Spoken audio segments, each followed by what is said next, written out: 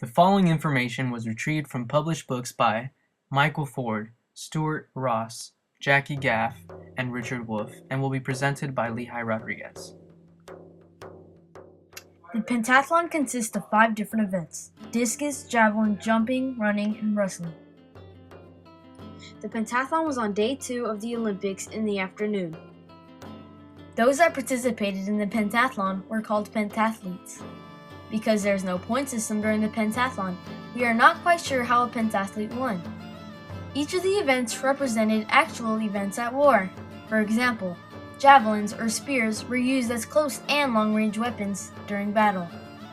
Wrestling was also used as a form of combat if a warrior lost his weapon, and so on.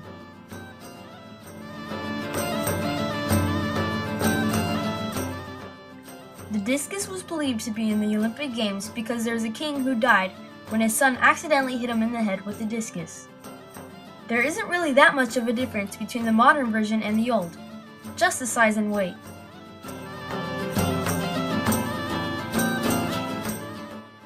The sizes were dependent on the division that you are in. In the boys division, it was usually around 1.3 kilograms and probably from 17 to 24 centimeters in diameter. The men's division discus was from 24 to 32 centimeters in diameter and about 6.1 kilograms. There is about a 4 kilogram difference between the old discus and the modern discus. The Greeks considered that rhythm and precision of the thrower were just as important as his strength. The discus was made of stone, iron, bronze, and lead, and shaped almost how they are today.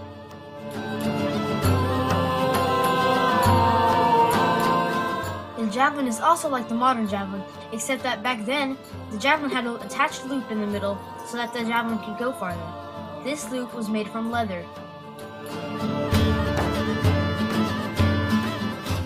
The javelin was about the size of the athlete, and they were to run up and throw it with a smooth overarm and try to make it spin so that it's more accurate.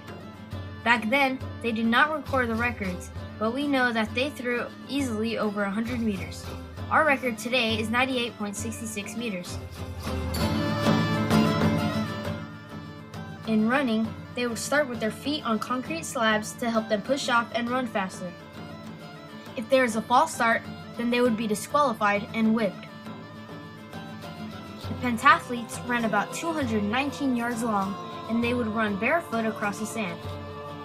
If there was no definite winner, then they would move on to wrestling and jumping. In wrestling, the pentathlete's goal was to pin their opponent on the floor.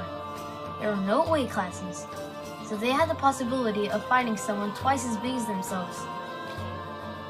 There were only few rules, such as biting or digging their fingers into soft spots, which were not allowed. Things like pulling hair or breaking fingers were allowed. The last event was jumping.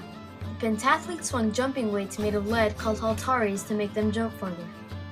Haltares weighed about 4 kilograms, which is equivalent to the modern-day 8-pound bowling ball. Rhythm and timing were very important. Having music play while the pentathletes jump was common. The pentathletes in those days traveled about 52 feet. In our day, the record stands at 24 feet without weights. In those days, no one cared who was in second or third. Only the one who was in first was praised. The winners would wear a crown that was cut from a sacred olive tree in the Atlas. This meant more to them than anything else they would get from winning.